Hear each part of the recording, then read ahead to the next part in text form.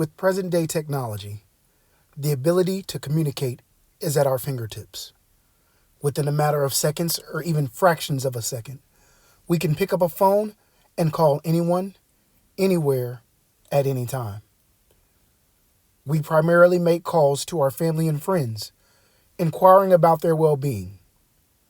We also make frequent calls about business-related matters. The technological advances in telecommunications has also given us the ability to make emergency calls for help. When we press that SOS button on our smartphones and devices, our expectation is that someone will answer that call and send us the help that we need. All around us, we see a world in need of help.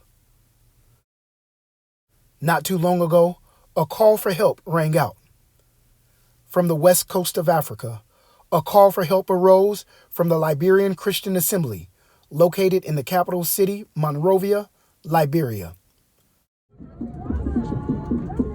want me to do some photos for you? Oh, yeah. No, they walk us to the church. He said, go slow. Amen. Pastor Isaiah Sigbe of the Liberian Christian Assembly requested the presence and assistance of Pastor Dwight Scott of Bannister Road Baptist Church, located in Kansas City, Missouri. These two servant leaders and the congregations that they shepherd were connected and introduced to one another by Brother Del Conte Quile, a present member of Bannister Road Baptist Church and resident of Kansas City, Missouri. We call him Brother Del, and he was the conduit that God used by which the call from Monrovia reached all the way to Missouri. Brother Dale has a testimony that is utterly amazing. In short, he is a natural-born citizen of Liberia. He was a school teacher, a principal, and a congressman for his country, among many other things. Most importantly, he was and is a vessel who stood ready and willing to be used by God. Pastor Scott accepted the call for help, and plans were made for a 4-man team consisting of Pastor Scott, Brother Dell, Brother Ron Williams of Bannister Road Baptist Church in Kansas City, Missouri, and Brother Jason Scott of Star Bethlehem Baptist Church in Quantico, Virginia, to make a missions trip to Monrovia, Liberia. Through the generous giving of Bannister Road Baptist Church and the Friends of Bannister Road Baptist Church, support had previously flowed to the Liberian Christian Assembly. Through his people, God had blessed this missions team with the resources to make such a journey. We journeyed to Monrovia with the intent to go see what God was doing in the lives of our brothers and sisters in faith, and to see the work that God was doing at the Liberian Christian Assembly. But I think I can speak for the entirety of the group and say that we journeyed with a heart to help anyone that we can. Sometimes, when the SOS call goes out, the caller really just needs an ear of compassion, a word of reassurance, and sometimes they actually need emergency assistance and resuscitation. What we found was indeed a people, a church, a community, a city, and a country in desperate need of assistance. While our focus was the uplifting of the members of Liberian Christian Assembly, we could not help but notice and observe the needs of the people of Monrovia. Clean water, waste removal, treatment and sanitation, public works improvements, and the list goes on.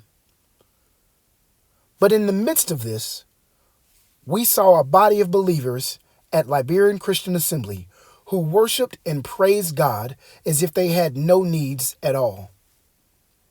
They sang, danced, praised and worshiped God despite their circumstances.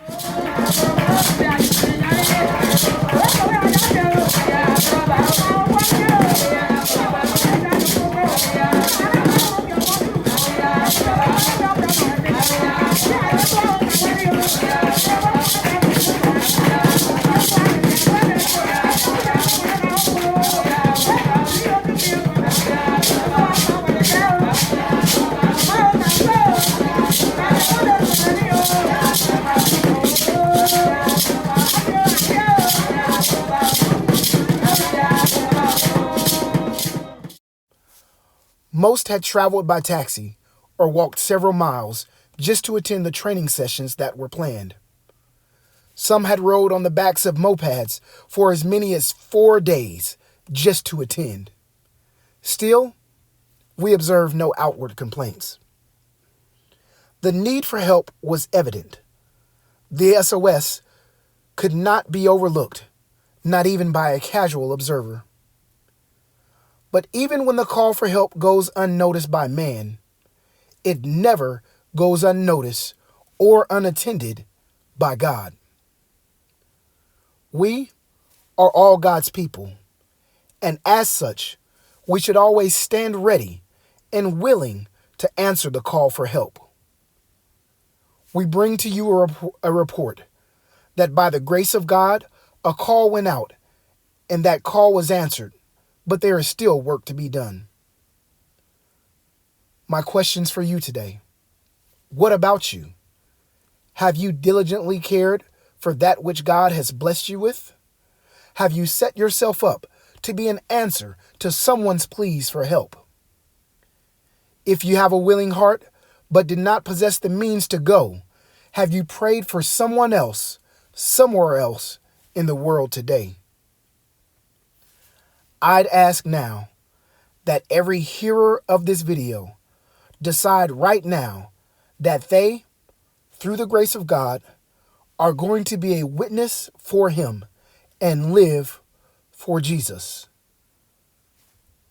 When the phone rings, when the call goes out, will you be ready?